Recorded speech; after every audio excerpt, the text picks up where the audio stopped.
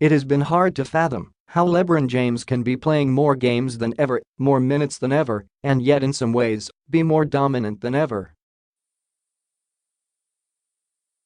The answer might be simple: James has perfected the art of resting while playing. It's a concept high-energy athletes such as boxers and swimmers have used for years, looking for moments in competition in which they can ease their load and allow for little scraps of rest they hope will add up.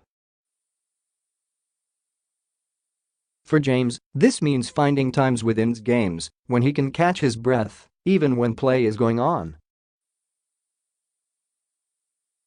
He has been slowly learning how to do it for years. It's just about growing, maturing and understanding that you play smarter, James said. It's not like you're out there and you say, "Okay, I'm not going to get back on defense here. Not going to do this here. It's just about picking your spots." Here's the data that illustrates it.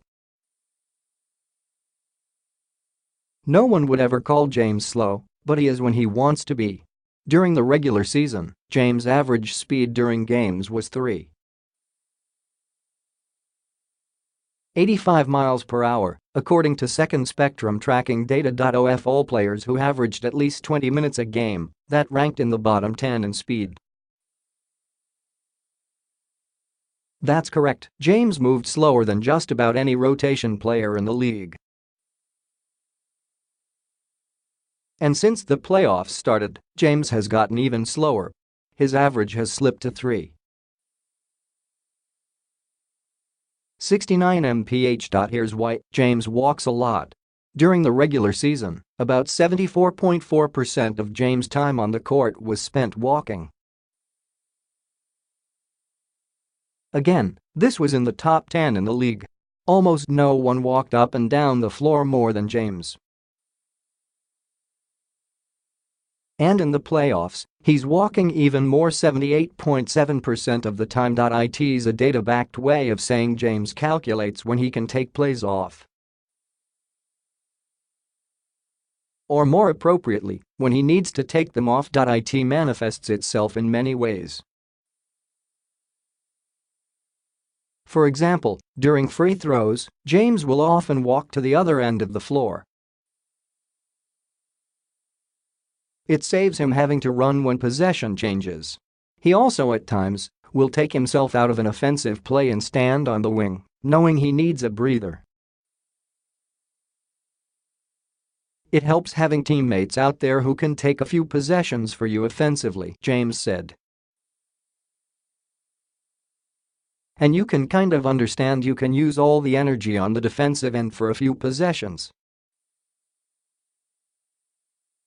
As he has aged, James has become focused on being an efficient offensive player. He doesn't want to waste shots. He cares more about percentages than he does about volume. Efficiency is often how James judges how well he has played at the end of a night. But he also has come to understand how he can have energy efficiency, whether it's extending his rest at the end of quarters to take advantage of long television timeouts or deciding when it's best to burn fuel. Chase down blocks are a signature of James' career, but they soak up energy. Sometimes, it makes better long-term sense to allow an opponent to have an easy basket. It's just trying to save pockets of energy throughout, especially the second half, when I know it's going to be a possession game, James said. I try to save pockets of energy when I know I'm going to be needed later. Over the course of games, playoff series and even playoff runs, these little corners often add up. It isn't unusual to see James show fatigue at stretches during games, especially in the fourth quarter. Second Spectrum data shows that's when he runs the slowest, at 3.4 miles per hour on average. So that when he needs something extra, he has it. Such as in the final moments of Game 3 against the Toronto Raptors, James had played more than any player and was the fastest of any player as he raced to set up his game-winning hoop. He gets tired after the game, but not during the game, Cleveland Cavaliers coach Ty Lue said.